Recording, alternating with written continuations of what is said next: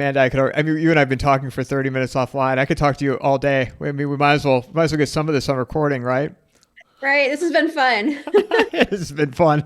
That's it. That's all I wanted to talk to you about. I wanted to talk to you for a half an hour offline, and now we're done. Here, where can people find you?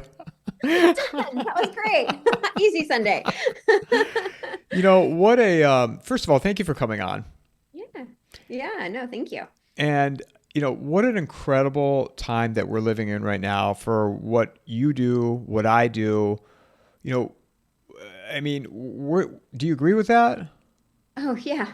Yeah. I mean, what's going on? I mean, I don't think anybody could have foreseen this. Yes, we have economists and everybody that, makes their predictions. And I think a lot of it's coming true, but to watch it all like layer up every subject that could be good or bad, and you're watching it all together and it's just converging. It's wild. Like I said to you earlier, history's going to look back at this time and be like, what is going on?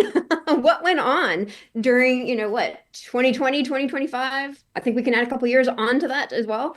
So yeah. Now, I played I don't want to bore people that listened because I played the Matt Smith clip a few times on here, but I played it for you before we started. And, we'll see, how it plays out because nothing ever plays out according to plan. But I do feel like we are in the midst of changing from one financial system to whatever this new system is. Do you agree with that?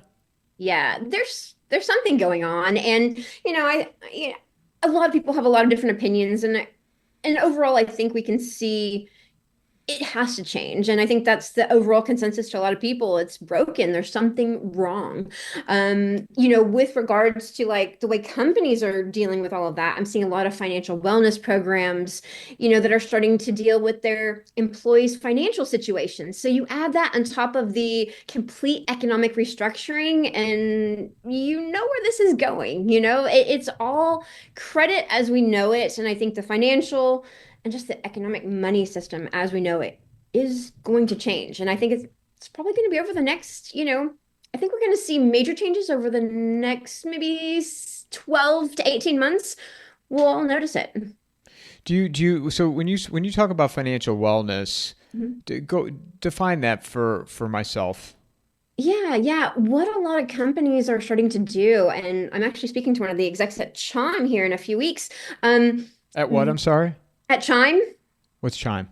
one of the biggest banking companies out there, and they work with a lot of companies on, the financial wellness side, and that's actually his focus. Which overall, it's, you have employees, and maybe they get paid on Friday, but they really need their money on Wednesday. Well, the money's already been released through the payroll system. Could they access that earlier? Monitoring what employees spend, the cash flow, the whole open banking side. I learned a lot about it last year, probably like fall of last year. Went to Money 20, and that was eye-opening as to how they are talking about it, how they're teaching their own salespeople and financial gurus to talk about it. Like, no, we're helping you, but you look at it from a credit side, which I advise credit companies looking at it from that side. I'm like, oh my goodness, I can see how they are starting to manipulate how it works for people, how credit, how the financial, how your cash flow works based on your own cash flow history. And I think a lot of companies are going to be adjusting that on how they help their employees. So it's good for a lot. It's probably not good for another sector. I think I sit in between on the good, bad, 50-50 on how it's going to be with everything. But, that all ties into the whole economic system change. So these. Let me make sure I'm understanding this correctly. So these employees they want to receive their paycheck earlier than what the scheduled date is? Yeah, yeah. So that's the overall thing, and that is becoming a really big concept right now. Just to go, oh, I'm short, because so many people are living closer to paycheck style, or maybe something big happened, or maybe they just need to get it ahead of time. And so just having access, instead of doing like those payday loans, which so many people have done over the years, companies are starting to go, wait a minute, we can just monitor this with like an open banking concept and really deal with that. So bringing that all into the credit concept with consumer debt just just going haywire right now.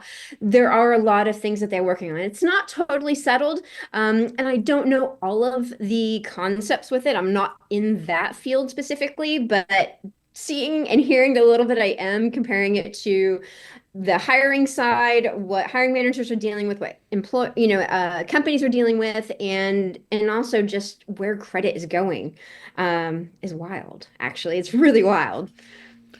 So if they do this, if they access their money, let's say they get paid on Friday and they want it on Wednesday, Mhm. is there a fee associated with it with withdrawing it early? I don't know about that. Overall, I would imagine probably not, because what companies are trying to do is to help their employees to stay financially happy. You have a stressed out employee, maybe their credit scores are going down, they don't have enough money. Are they going to be as productive? And I think that's kind of where they're going with it. I don't know all of the specifics, like I mentioned, but I would imagine.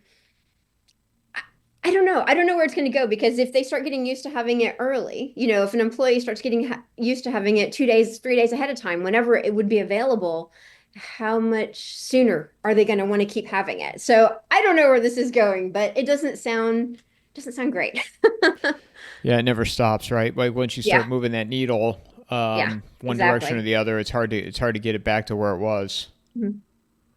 Yeah, I wonder, from the commercial real estate. I mean, I told you I live in Phoenix, and they keep building, and I don't know who. I mean, I don't know who's going to rent these places out, or I mean, in these apartments they continue to put up. I don't know who's living in these units. Yeah. Yeah. Housing's changing, here in Vegas as well. And, we see other subdivisions and communities going up for like, million, million and a half. And I'm just like, with everything happening, how many people from California are we taking in? Which I don't have a problem with, but it'll be interesting to see how it all changes over the years. Just a little bit I've learned being in Vegas for the last like year and a half, almost 2 years now. I've learned a lot about the economy here, and yeah, it housing is a whole nother problem overall with everything, and you do again deal with that with credit, deal that with credit worthiness and layoffs and just the money system, and I think we have a little recipe there going on. So coming back to corporate here for a second, do you anticipate the next 12 to 18 months? What do you expect? More layoffs, more. Yes. And it's very industry centric overall. And I've put out a lot of different charts on my X account that people can see, just to say, Q2, look for this, Q3, look for these ones. Even going into like Q1 of next year, I've tried to like start, projecting it out just based on what I know, dealing with the companies I work with, dealing with the workforce intelligence. My whole thing is, let's not just look at old lagging data, old alt data. Let's go forward and start picking up on what leadership exits are coming up. What other things are happening? Are we having mass exoduses going on in companies? Is there a higher churn rate going on? What's moving forward? And so you bring in all of that, and yeah, the next several months, I would say Q3 is going to be it's going to be our big one for layoffs, I think. Yeah, and you tell me if you agree or disagree. I mean, healthcare is getting hammered right now. Yes. Am I correct by saying that? Yes. Yeah, Uh, I think it's going to get better actually towards the end of the year. I think right now it's having its moment. But and I look at all this and I think people are getting killed by inflation, and that shows, especially if this moves forward to some type of deal with China, the Mar-a-Lago Accord, what have you. I mean, things are going to get inflation's going to go, it's going to increase even more. So how are regular people? I mean, they're hanging on now, but I mean, how are they going to survive this storm? that's the problem, because you look at, what is the average job time, like to have a job, is about 3.9 years holding a job. So if you got laid off and you were lucky enough to get severance or a good severance, you're talking what, maybe 8 to 12 weeks worth of severance. Well, okay, 3 months. That's not where this is going. The layoff side of things is half of job seekers are reporting about 6+ months to find a job. So what do you do? And we've already seen from the credit side, just with the company I advise, what we're already seeing is people are maxed out, they're done, and they're already starting to use the buy now, pay later, like the Klarnas and the firms and everything we keep reading about. And it's no joke that they're using all of this because they're maxed out on everything else. And whether they're laid off or not, the financial stability and security of most consumers is actually really bad right now. I don't see it changing because as long as we have layoffs, and it's not necessarily that we're going to have like this massive like snowball effect of everybody's going to be laid off, but overall as an economy, as a society, as a consumer side of things, you increase the prices, we're going to get into an even worse position than we are right now. Yeah, the buy now, pay later, that's a very interesting concept where, to me, that signals like maybe we are at the end. This is the end of the system. Maybe, maybe, I guess. I don't know if that's a good thing or not, but there's a lot of people using it right now. And what worries me, seeing it, and we've had a lot of drops in credit scores lately just because of the delinquencies, whether it's auto, housing, cars. Now we have the student loans adding on to that and, about to go to collections, which is a whole nother story. But you add all of those things in together, and people are going into the Klarnas and the buy nows. Well, you put those and you use them, and that's great. Let's say you buy a $150 pair of Nikes, right? That's great. And you pay it off. Maybe you do the 4 payment installments. It's getting reported to your credit now. Let's say in 2, 3 months' time, you are about to buy a house or a car. Okay, those are pretty high ticket items, right?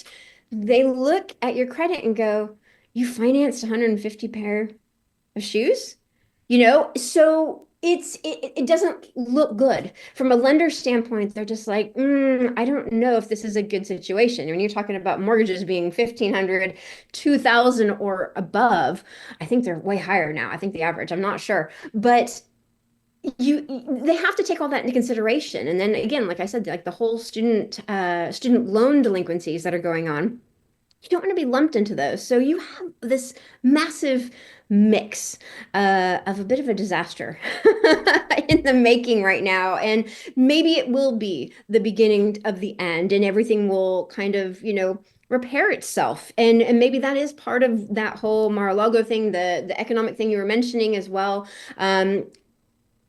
But either way, this is still going to be a very tough time for a lot of people. And it does affect everybody else, not just the ones that are having lower credit scores or having the student loan delinquencies or using Klarna. It will affect everybody from a borrowing standpoint. So the buy now, pay later. So you've seen it as low as like say 100. What's the lowest type of transaction that you could use this for? Well, I mean, I think the Klarna now is what, DoorDash. So I think it's what, $25 or $35 minimum. I think they have on their website. I'm not sure. I'd have to check. You could do wait, not to interrupt you, Amanda. You could do buy now, pay later for a $25 DoorDash. Uh-huh. Yeah. Yeah. And that is now going to start being reported on credit. That is the problem. You start stacking all these buy now, pay laters, and that's great if you pay it on time. But and I saw a stat the other day, and I didn't dive into it yet, but it was like 41% of people admit to being late or, delinquent on their buy now, pay later accounts. And I'm like, okay, 40% admitted it. So it's higher. It's worse. And seeing what I've seen, I'd say, yeah, it's worse. But you now have that, and I'm sure there's gonna be people that do it to be funny, for the joke, to post it on X to go, look what I bought. But you have all of these aspects that are going on with it that people just aren't taking seriously right now. But I would say the average Klarna or a firm price point that I see is probably around the 400 mark, with maybe like an 800 balance, 700, 800 balance, maybe between two purchases or something. That's what I see on a lot of credit reports right now, which that's a lot in the scheme of things. That's a lot. And credit isn't a massive factor in being able to be approved for this, so we're getting into a really difficult time period. I can't get over the fact that you can do a $25 DoorDash for buy now, pay later. You know what I think of when saying that right now. This country, there's nothing salvaging it. If somebody is doing $25 pay now or buy now, pay later for DoorDash, God, you got to help this country. You can't Yeah. help those people. Yeah. And what I think I can't remember which one of the buy now pay later companies actually said, but they were like, no, this actually helps people finance their lives better. And I'm like, I don't see it that way. But okay, sure. I get it if somebody is like maybe they're up against it, maybe something major happened, but at that point you really shouldn't be spending 25, $30 on, buying DoorDash food. That's just me, and I know they're going to use it for groceries and people are talking about using it for groceries, but that's also another problem. We're financing groceries now. Like, tell me how this gets better. Well, and the markup on that stuff, the fees are not cheap. I've never used any of that stuff, so I don't. I mean, I really don't know. I don't know. I've never used Grubhub or DoorDash Yeah. or Uber Eats. But Hmm. even when I was a kid, when I was able to drive, I never wanted a pizza delivery guy to deliver my food. I wanted to go get it, I think it's even more apparent now. If I was going to do that, I just go get it because I Right. don't want I don't trust a lot of people in general anymore, Amanda. But I definitely don't trust delivery of my food in a car. Um, Yeah, I'm right there with you. but the fee structures that they charge for those things, I mean, it would be more efficient to go to the store and go get it. Right, right. Yeah, because it costs overall, I don't know the percentages, but it's overall a bit more expensive, whether you're using DoorDash or Instacart or any of these at all. There's going to be a little price point, but then you have the fees, you have delivery fees, you have the tip you're going to add on there. And, yeah, it makes no sense to me, but it is what people do. This is becoming a major, major thing, and God help us all. Wow. So the student loan, do you think this, it feels like that they always just kick the can down the road. Like it's always on the brink, it's always on the precipice. And then, in the last hour, extension. Yeah, not this time. I don't think I think we're politics aside, I think this administration is like let's fix this, let's get this done and do this, and you know to hear them say no collections are happening, and I think it's May 5th, the collections will start taking place. So everything I've seen on credit reports, I've posted a lot of different stories that I've seen with people. You're seeing like 700 credit scores go down to like 525. And the higher your score, the better your credit is, the harder you're hit. And it's just the way the scoring works with all of that. You're good, you're good, you're good until you're not good. And to see that, and I've seen people in the process of getting a mortgage and they were at their 30-day credit check kind of concept and done. They're out of the game. They've lost all approval with that, unless they put down more big down payments, like hefty down payments, to get that through because of that happening. So we haven't even seen that affect anybody yet. And for the most part, we're still the company that advised, we're still seeing people coming to talk to us to go, oh my gosh, this is what happened. So it's even though this has been happening for a month, people are still not aware that it happened to them. Or I know a lot of people were confused on the deferment side of things and everything that kept changing with the on-ramp period and all that kind of stuff. But then you see some people that blatantly stopped paying in like October, November after it was already like going, and you're just like, what are you thinking? And they're the ones getting affected as well. But this will affect everybody. Like I said before, not just the people that had student loans, because I know the overall consensus I see on X is like, no, make them pay their bills back. Yes, I agree. If you take out a loan, it's due, right? But this will start to affect everybody, from people not spending as much because now they are going to be in collections. Maybe they have to start making payments. Maybe their wage will get garnished.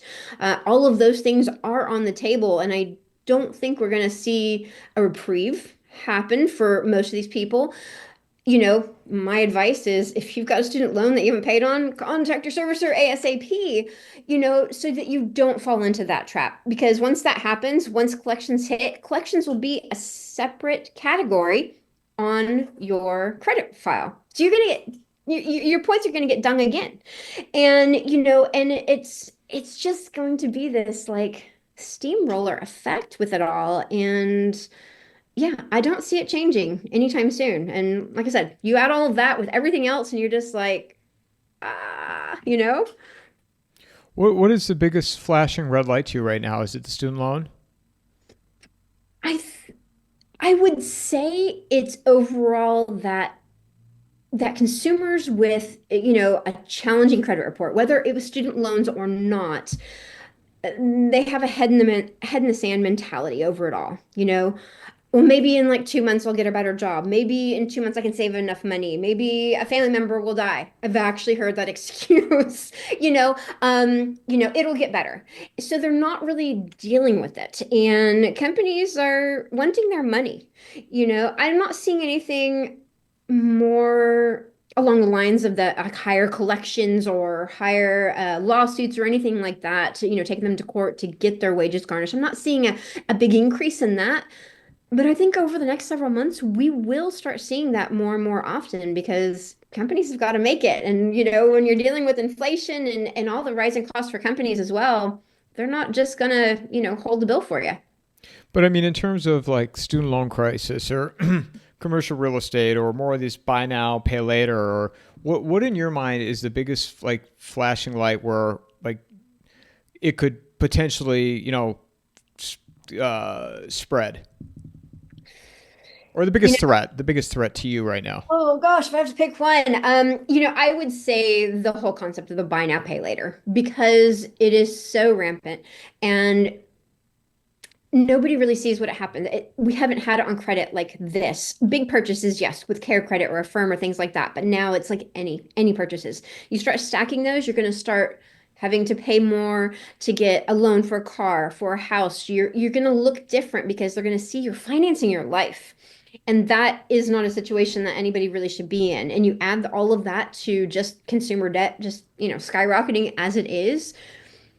You're going to be at this very big like freeze point where you're not going to be able to do anything. It's kind of like the housing market, people aren't qualified.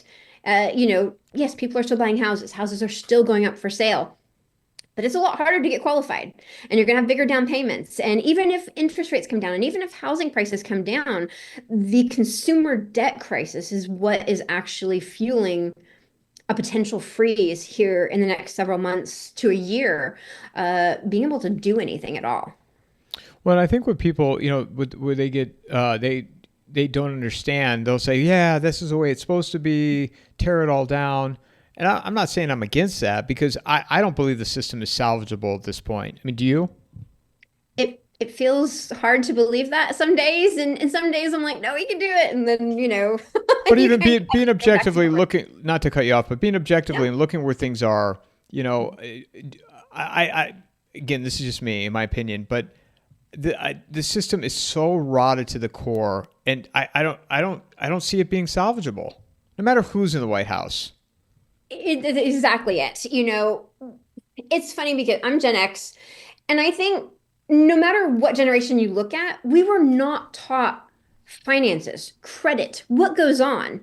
The whole like economy side and how you deal with inflation. We weren't taught that in high school, college. That wasn't a major thing unless you took those classes and that's the field you went into. But even that, I think from like the real world point of view, and to bring in like the whole student loan things that didn't exist before like it did now with the deferments and things like that. The buy now pay later did not exist. We had credit cards, back when I was a kid and things like that, but nobody is prepared for what's happening now. So when you see those kind of headlines like Klarna's reporting to credit, people are like, "Oh, okay, cool." But they don't actually realize the implications of all of that. And the student loans, if you're part of that, and maybe you paid all your student loans on time, but lenders are going to look at that and go, "Oh, you're a risk category because you're a student loan person and you were part of that deferment thing." Or do we have to worry about you? You don't want to be lumped into any of that. And I fear that's what's going to happen with a lot of sectors of consumers. Yeah, I look back. I've been having this conversation with people about college a lot, and my friend Matt Smith, actually, his son, he's writing a book called, well, they're writing it together, but with Doug Casey called The Preparation. His son has a Substack, really interesting Substack, right? documenting his journey because he didn't go to college. Okay. He's learning how to be. He's already learned how to become an EMT.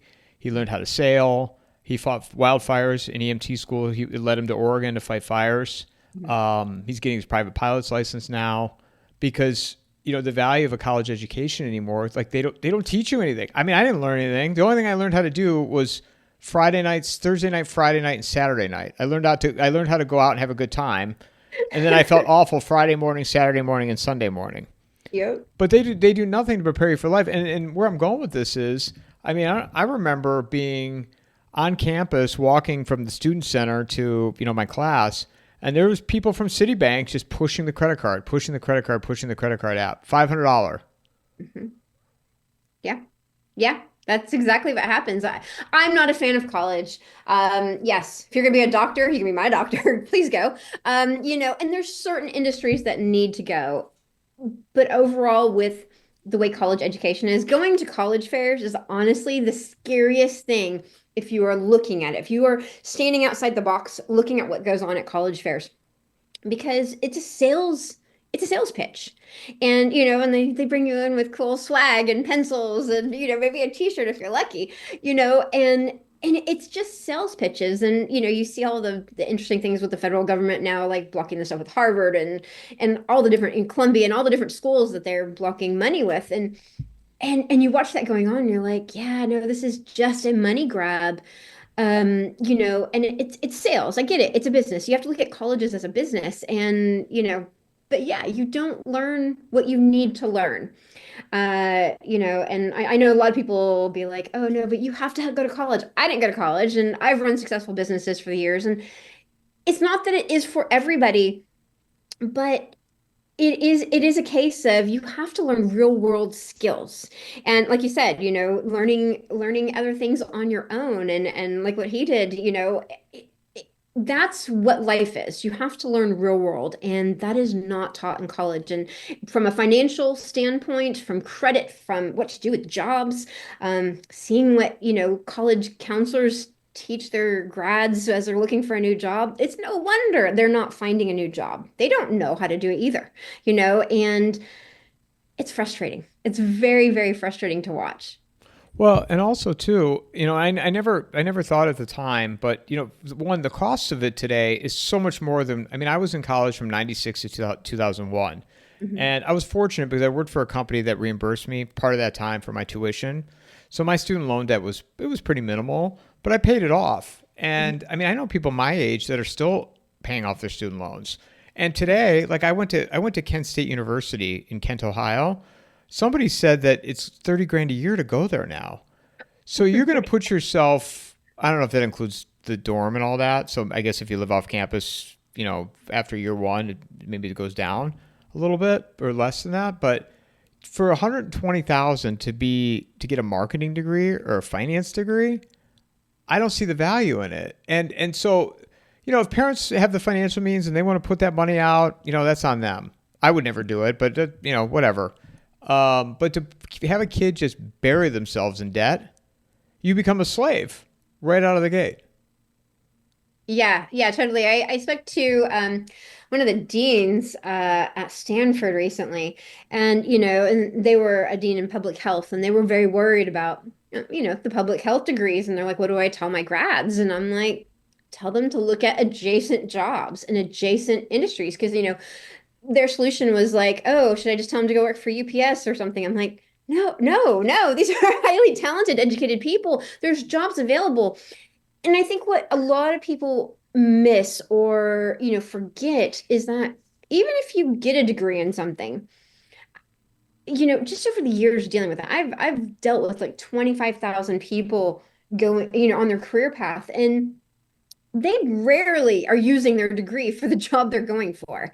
So get a degree, get education, learn some adult world stuff, but realize that your degree is not going to dictate everything. And you have to think outside the box, and you have to be ready to just pivot at any point and think of how to utilize your skills and your knowledge in whatever degree you had and whatever work you've had for the future roles that you're going to go into, because yeah, nobody uses their same degree for what they do. I mean, yes, they do, but as a big picture, they don't. Well, and also I think the other thing is too is to avoid putting just burying yourself in a mountain of debt. I mean, I have to believe even medical school today, there's no need for that to cost as much as it does, and I guarantee you the education in that could probably be trimmed down a little bit. I would imagine it could be. Yeah, I'm right there with you on it. It's insane numbers, and a couple of my kids are in college, going for very specific degrees in like forensics and nuclear engineering and things like that. So it very specialized education. But yeah, the amount of student loans that they are taking is smaller than I'd say most would have to get because, as parents, we've been able to help them, but not everybody is that lucky. And, I everybody's like, oh, let's get an MBA. Don't waste your money on an MBA. Please don't waste your money on an MBA. It helps maybe like 1% of people, increase up that, pay scale ladder. Do you think though, with this student loan debt bomb, I mean, it's a week from tomorrow is May 5th. Oh gosh, wow, yeah. Yeah. So, but here's my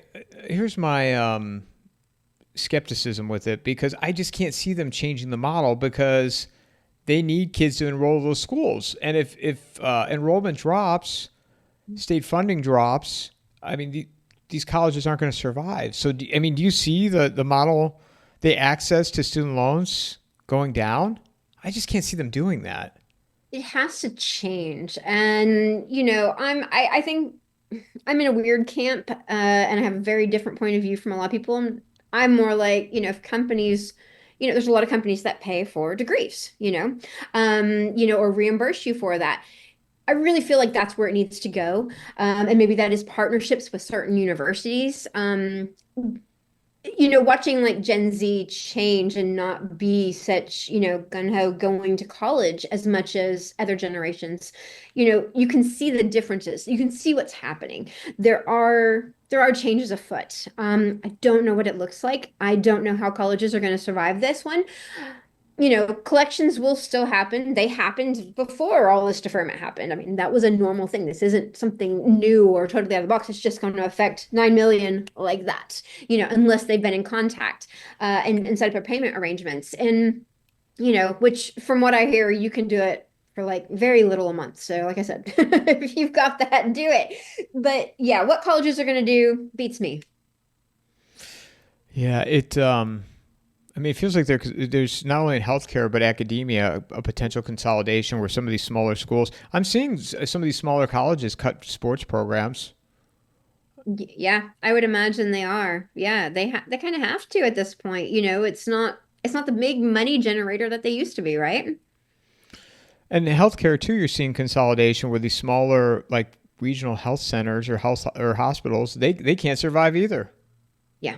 Yeah, that's exactly what's happening. Like I said, I think it looks like we're right in that moment for them.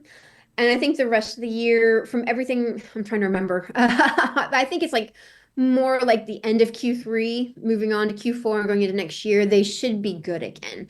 So I don't know what the overall plan is to get it back on track, but I think it's a mixture of consolidation. It's a mixture of automation as well. Automation, how so? Just different tech in hospitals, different when you're consolidating systems, you don't need as many hands in the pot, for one of a better word. Yeah, that's a whole nother conversation in terms Yeah, of it from is. from an AI standpoint, where Oh yeah. the top level, it's gonna. Some of the people I've had on here discussed, it's going to hit at the top level and it's going to hit at the bottom level, and healthcare especially because from a coding standpoint, what are you going to need that for anymore? Hmm. Yeah, yeah, there's a lot of jobs that we know of today are not going to exist, or they're going to exist in a completely different fashion, and that's what people need to realize. You just need to be aware. We don't know exactly where AI is going, and we don't know exactly how far certain companies are going to take automation. Even if it's down to like a robotics concept, which I know is big in like the logistics and the manufacturing side of things. A lot of people are worried about that. But if you can just look at the overall industries and your skill experience, you can start anticipating where you could fit in, where you can slot in, even with AI coming in, even with automation taking hold. What can you do to jump into that? And as consumers, as job seekers, we just need to be prepared to pivot and pivot fast and be smart enough to do so. And that will keep you in a job. And it really looks like companies are trying to go for that, company loyalty kind of thing where you do stay longer than the average 3.9 years it is right now. It makes sense for them. It makes sense for, employees as well, just to have that stability right there, especially with everything going on. I don't know how you regain company loyalty though either. I mean, I saw that Square, they laid off close to 1,000 people, Mhm. and I mean, how does somebody stay loyal to a company anymore? It's hard, and it's not going to be every company, that's for sure. And I would say it's probably going to come down to industries as well, and be a little bit more sector specific. But there are some companies that are trying to bring back that model, and I think all the jokes, with, maybe manufacturing is having to come back to the US and we're going to be, assembling iPhones and things like that. You see that concept, and yeah, I can't see that happening. Number one, Americans are just not interested in making that, even for the new iPhone. But, overall, it's still going to be that concept of who you work for, who are you stable with. This financial wellness program concept will change the way some people view that, because if you've got a very good program right there and you're being able to stay financially healthy, whether it's drawing on your money earlier, whether it's credit programs that they offer you, whether it's a certain time off or any other perks that are associated with it, you're more likely to stay. That is how the whole company loyalty, I believe, will start to take hold again. It's not necessarily going to be like it was back in the day where you stayed in the same job for, 35 years until you retired. It's not necessarily going to be that, but we will have longer tenures overall. What else is are you focusing on right now?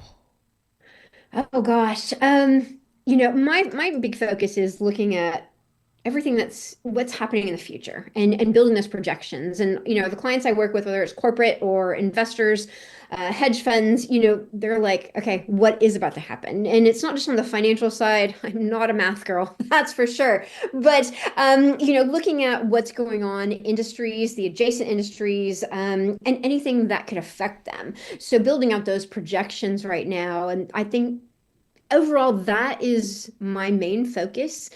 But looking at all of that, it's also this really stark contrast to go, okay, we're going to do this in the next couple months. Okay, well, if my predictions are right, then this is what's going to happen. And I have some days where I'm like, okay, that's not great. And some days I'm like, no, we can do this. We can do this as a society, right? But that's what I do. I deal with the signals, for the markets, whether investors take it and deal with the stock market, whether companies are looking at it to go, who do they need to hire next because X company or X sector is failing at their competitor. Let's get them before they're in financial stress and a harder employee to get. There's a lot of different factors that are in play with all of that, and all of it lines up with the housing issues and the layoffs and the jobs and the inflation and you name it. It all just lines up completely. So you look at different industries. Which one is flashing red most to you right now, based on what you're covering?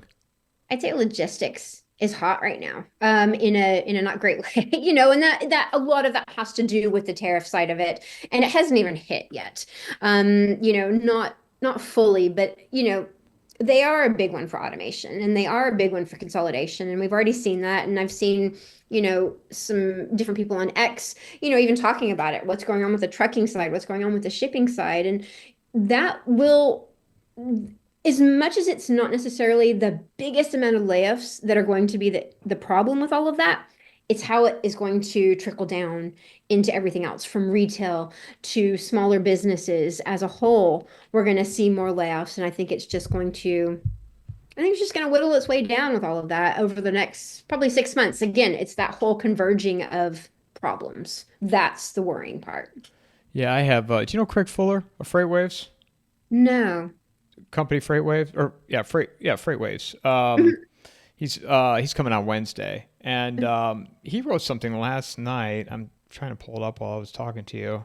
Mhm. He was at some type of an event, and uh, I didn't save this because I didn't know this was going to come up. So people that are going to get annoyed that I don't have it ready and available, give me a little bit of slack. Yeah. Because he was talking about he was out at some type of social gathering, and in his interaction with people, he was saying how, well, here's one. He did most of the slowdown we see in freight is upstream to consumers. Mm, Manufacturing, retailers, and wholesalers are not replenishing inventory or deploying capex, but consumers are still doing their thing. mhm, But he was literally talking about like the feedback at the gathering he was at, mhm. people from different industries and how it relates to supply chain and the concerns that oh, here we go. I was at a fundraiser tonight for a local hospital. Spoke with dozens of business owners. Many had different stories about how tariffs are impacting their business. One logistics executive. One of our big box customers has stopped taking new imports from China altogether. Two, community banker. We are requiring all home builders to bring more equity due to higher anticipated costs. This will have a big impact on new home builds later in the year. Three, wholesale distributor. Overseas suppliers have changed payment terms, requiring payment up front. They've had so many U.S. orders refuse to take delivery due to tariffs. Now they view U.S. customers as a credit risk. Four, Mhm. toy retailer. A large number of our domestic suppliers have canceled all incoming containers and are not placing new orders until they get some direction, which will impact this coming holiday season. Toys will be in short supply all over the country. Staffing and manufacturing, number five. We had a lot of momentum coming in this year. Our manufacturing clients have mostly paused all new placements. We are talking hundreds of would be jobs that have disappeared. Six, investment banker. We had several deals in process that have stalled, including one large $300 million plus transaction that fell apart literally on the day of closing. The private equity fund got cold feet. Seven, hospital executive. We have a few months of inventory of PPE available. We can't pass on price increases because most of our prices are fixed with the carriers. We aren't placing orders for anything that comes from China. Yeah, I believe it. I think was it Albertsons? I think I saw the post today. Albertsons was like, we're not increasing prices for our customers. So all of you, distributors, you guys have to eat the cost. And I'm like, okay, we're gonna see how this plays out. So yeah, yeah. We have a lot happening right now. It's not gonna get better. Not yet. It will. I have hope it will. But the next several months are going to be dicey. That's no doubt. Mm. I was just impressed with Craig making the rounds at a social gathering and getting all that intel. And I mean that in of itself, you hire him for that to send on your behalf for social gatherings. Pretty impressive. Yes, definitely. Yeah, you have to look at all the different sectors overall and just go, okay, how do they all intertwine? How do they work? If one goes down, okay, well, maybe that's not so bad, but what does it affect? It's the same thing what happened with, cars this whole year. You have a lot of the auto manufacturing shut down in Germany and things like that. Well, that affects all of the manufacturers of different parts all over the world. So you're dealing with this on a global scale of an issue. If things start getting smaller or changing or going into automation, whatever it happens to be, it is all a knock-on effect. And, you see the one headline of, oh, Volkswagen, laid off this many people or laid off this many people by, 2030, and people just stop there. But it actually affects so many more. And that's not really what's taken into consideration because that's not the headline today. Yeah, well, and also, I mean, coming back to full circle, what we said at the beginning of this, like in terms of how the consumers are just getting squeezed, right? And so you have all these things going on the supply chain side, but yet prices are not backing off, and if anything, they're gonna. I mean, they're touting that inflation's coming down. I personally don't see it when I go to the store. Do you? Same. I haven't seen like a major increase in the past like 2 months, but it ramped up really quick at the beginning of this year. And that was before tariffs and before all of that stuff. And, so when we see the reports come out, we're like, no, no, no, it doesn't include that yet. I'm not seeing a big change, but you still feel it. right?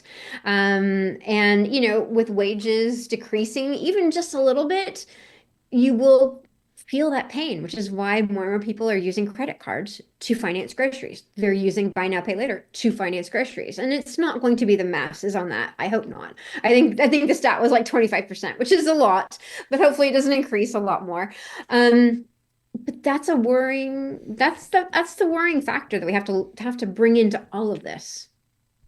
Do you so how much longer in your research and analysis can the supply chain go, without any type of certainty on the direction? At what point will it be the damage will be so severe that I mean, are we there yet? Are we right now? I don't know if I could actually answer that specifically. Mine's more on the hiring side. I see Q2, Q3 really tragic, and it fits along lines of, what we are seeing with the upcoming tariffs happening over the next, couple months and things like that, and just what's already in play, even at the small levels. It will take them a little bit longer.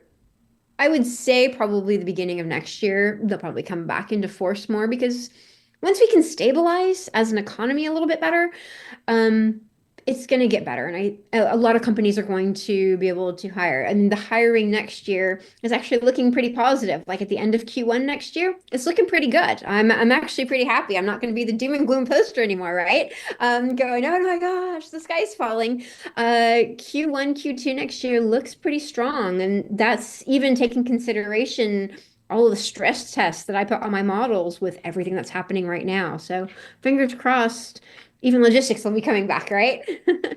So I mean that's good to hear. So you think Q1 of next year it'll start to come out, or do you think we'll already Yeah. be?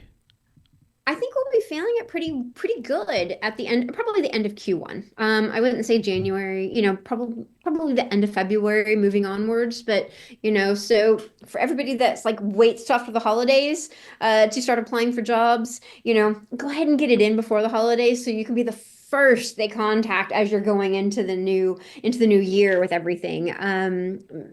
There should be enough stabilization. Models can change always. We could be in a war in a month, right? The tariffs could get worse than we could imagine, and there's a lot of factors we don't know. So I run my models every 2 weeks based on everything that's going on. I started doing it every week, and it was just really depressing and awful. I was like, yeah, I can't do this. So I kind of give it time to have its ebbs and flows of what's going on in the markets and the economy and everything. But it does look good. We will come out of this from a layoff point of view. Yes, we're still going to have layoffs, and we're still going to have maybe decreased wage growth. Um, but overall, we should be stabilizing. Fingers crossed, right? Well, and we didn't even talk yet about the federal government, right? And the buyouts, and when those buyouts run out, those people are going to be joining the unemployment line. Yeah. Yeah. I was actually interviewed on this a couple weeks ago for Newsweek, and it was just like, what are federal workers going to do? Are they going to be able to find jobs in the private sector? And I'm like, it's a big change, and the many that I've dealt with and spoken to are just like, well, it's the same kind of job, right? It's not the same kind of job. And a lot of what you see in the federal world that might be director level just by name is more management level here, in the private sector, and salary doesn't match, jobs don't match. And I've spoken to enough employers that are like, I'm worried about taking them on because, you have the ones that are like, well, maybe they weren't working and that's why they got laid off. Maybe they were that sector. So you have that. And that is a frustrating point that I have to deal with employers on, to go, no, these are really talented individuals. It just didn't work in this scheme of things. Don't discount a whole group of people. You've got 200,000 plus federal workers joining the private sector now and over the next several months. It's already jam-packed with people looking, people not finding jobs, and what after the 27 weeks thing is going on, we just stop counting them as unemployed. Well, they're still unemployed. I know people that are been unemployed for over a year. And people that viewing this are going to know people that have been unemployed for that long as well. So this isn't just a one-off situation where people are unemployed for so long. it's a problem, and I think the next couple months will be very telling on how true my Q1, Q2 projections are for next year, as it can start. Because you kind of have to like go, okay, federal workers out in the next couple months, starting to look, add 6 months, how are we looking? And, so that's what I try to focus on. And, what jobs can the federal workers go after? What companies would be interested in hiring them? And, so many factors at play here. What is the driving factor then for your models to show a stronger a stronger Q1 26, Q1 Q2? Companies feeling more stable financially, just the economy stabilizing. So this whole concept of everything that's going on with the money system and tariffs and all of this, turmoil that we are going through, it's basically showing, the stress test is dropping off around December, January. So it's not seeing it as such a problem. So as we get through all of this that's going on, that's where it starts. That's why I said, fingers crossed, it does actually happen, and I don't have to adjust the models more, add a longer stress period, nothing else tragic takes place. The faster we can stabilize an economy, the money system, credit, companies will also start stabilizing, hiring more, hiring better, and people will be able to start using the financial systems as they should, as opposed to using, consumer debt products as a crutch to just get through these tough times. What so models staying the way they are now, what was the point where based on your work, we hit bottom? Or are we not there yet? I don't think we're necessarily going to bottom out. Q3 is going to be a tough time, for layoffs and for people. And for those that have already spent higher, I think that's the case.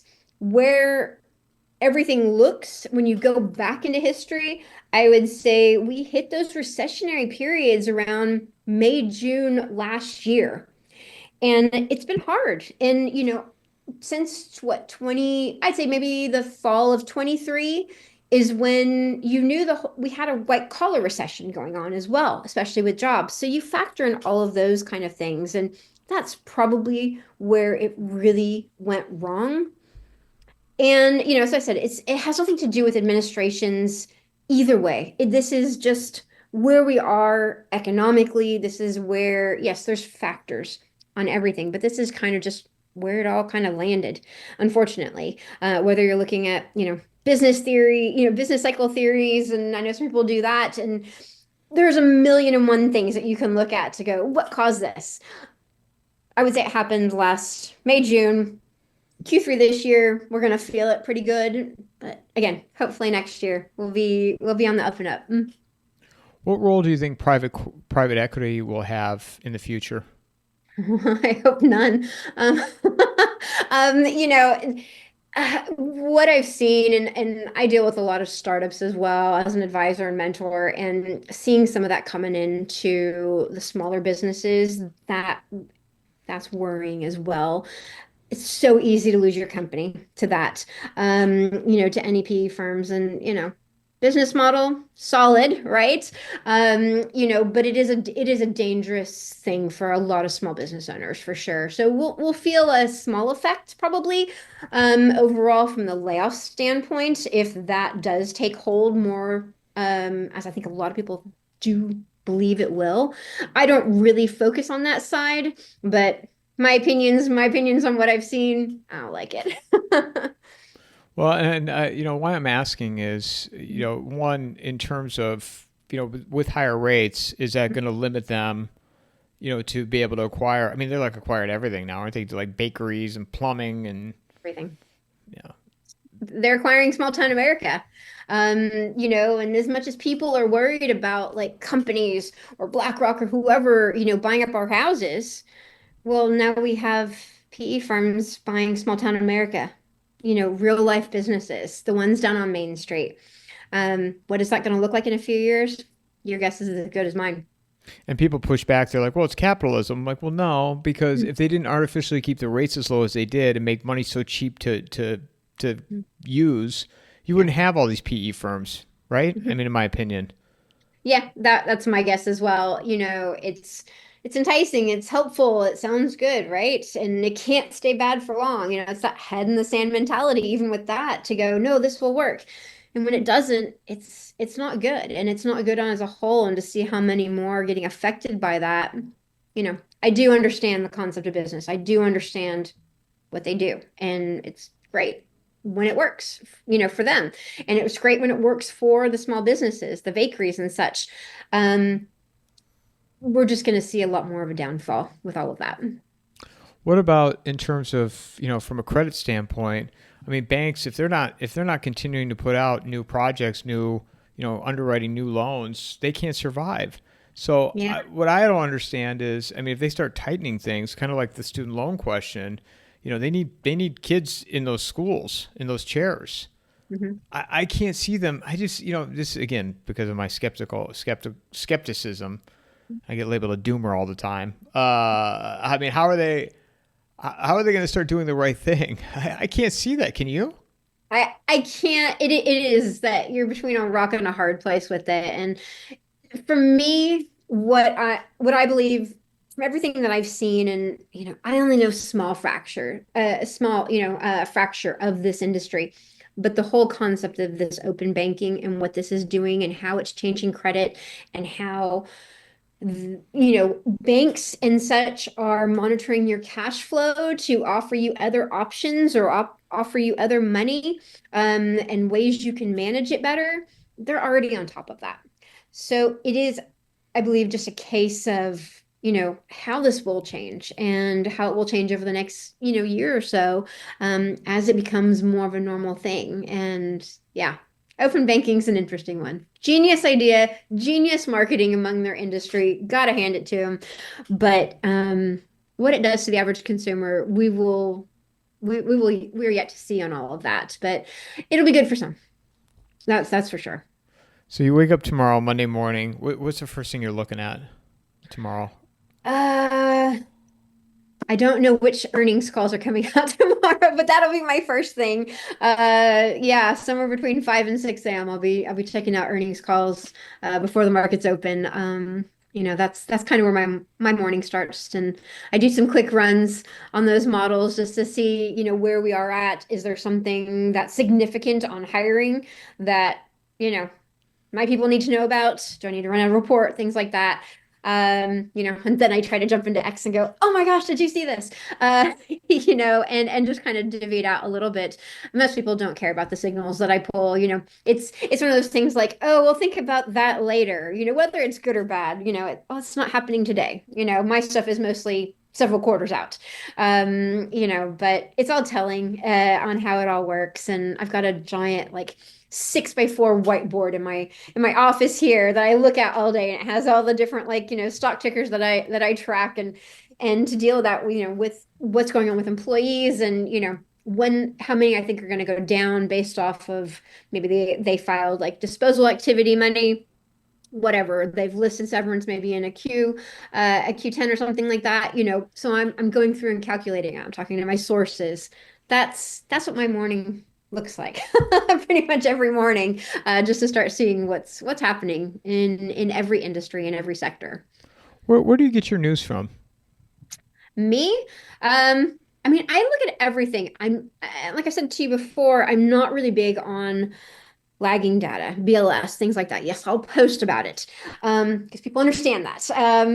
But mine is mostly SEC. You get a lot of details in the SEC that nobody, including like, big time analysts, they're not really looking at. All of my stuff is based on workforce. I only deal with workforce. I'm not looking at stocks. I don't even understand the stock market that well. I understand it enough, but it's not my thing. So I'm not looking at the financials and all of those little bitty things, but I'm looking at how it pertains to revenue.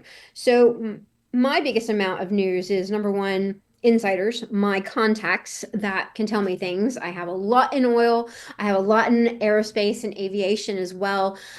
So I hear a lot of stuff that goes on ground chatter before it goes public. Um, I think they've all been right. to this point. I don't think anything's been off, which is great. And I tie that into my data. And, so I go through a lot of that, just a lot of industry data.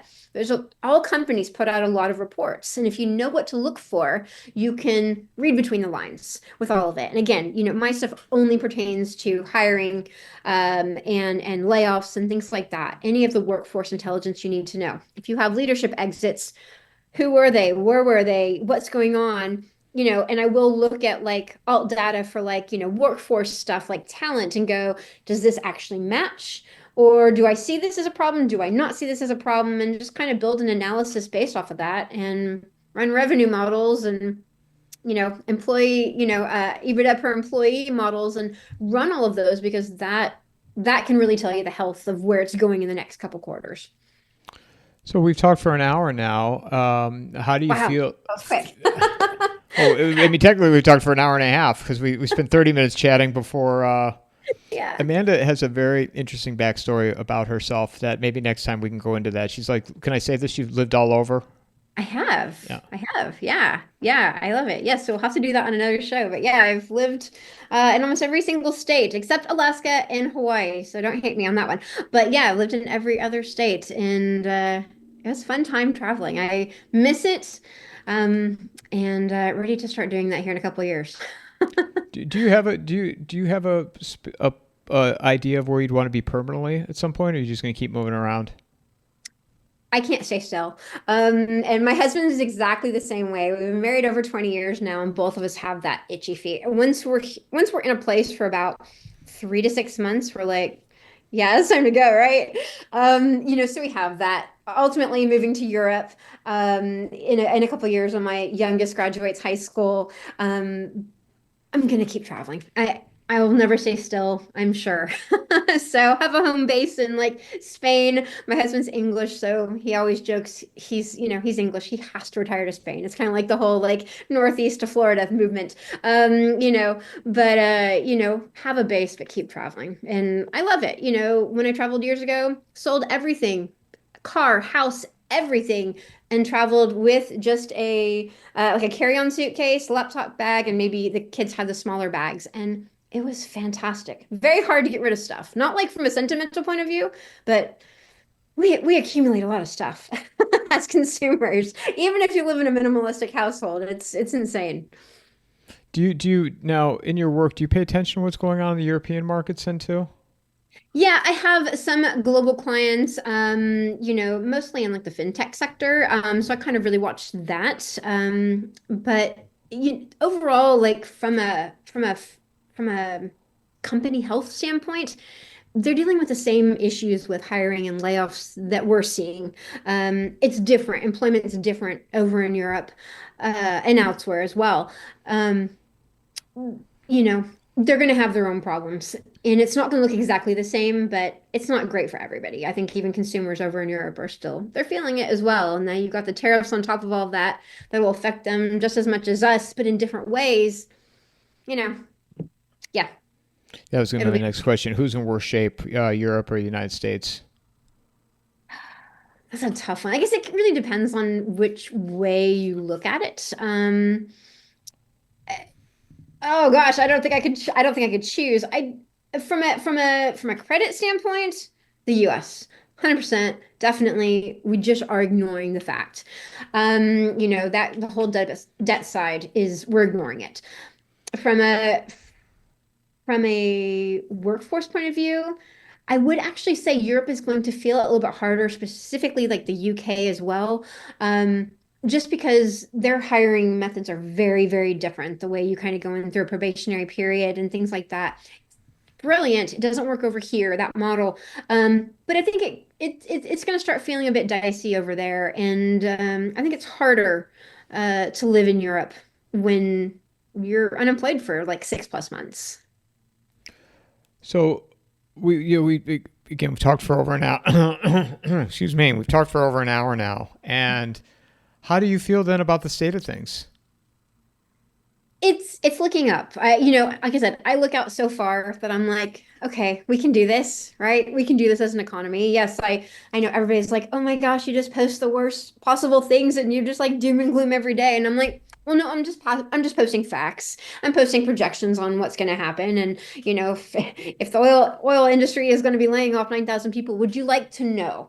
Whether you're in it or you're in a subsidiary of it, you probably want to know. So the more you can understand what's going on, the better choices you can make. But that's why I do what I do.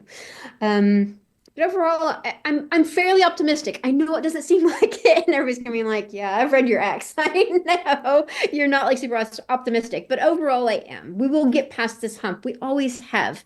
It's not gonna be pretty. It's not gonna be easy, and it's gonna be more of a challenge for some sectors, some industries, some consumers than others. We will get past it.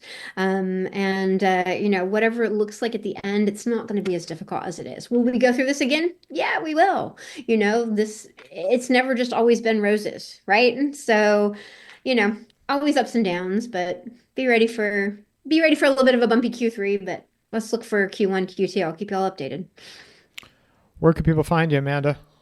You can find me on X. I'm the job chick. I'm the only one with pink hair on there. You can't miss me. And your any other places they can find you? Website, Substack? Yeah. I have the Job Chick Insider Edge Substack. I'm so bad about using it. But you can also find me on the Job Chick if you are looking for what's going on, any signals of, if you're an investor or corporate company that, or even a hiring team that's just like, what's going on? Talk to me and let's figure it out. On X or on Substack or both? On X, on Substack, on both, on thejobchick.com. You can find me. Type in the Job Chick, you'll find me. And then if people want to financially contribute to what you're doing, how can they do that? Join my Substack. I promise I'll keep posting. That's my thing. But yeah, that would be where it would be. So become a paid subscriber on Substack? Yes, definitely. Definitely. Amanda, I enjoyed this. Thank you Yes. for everything you're doing. Thanks for coming on. I look forward to continuing to follow your work and more conversations ahead. Definitely. Thanks so much, Mike. Mic drop.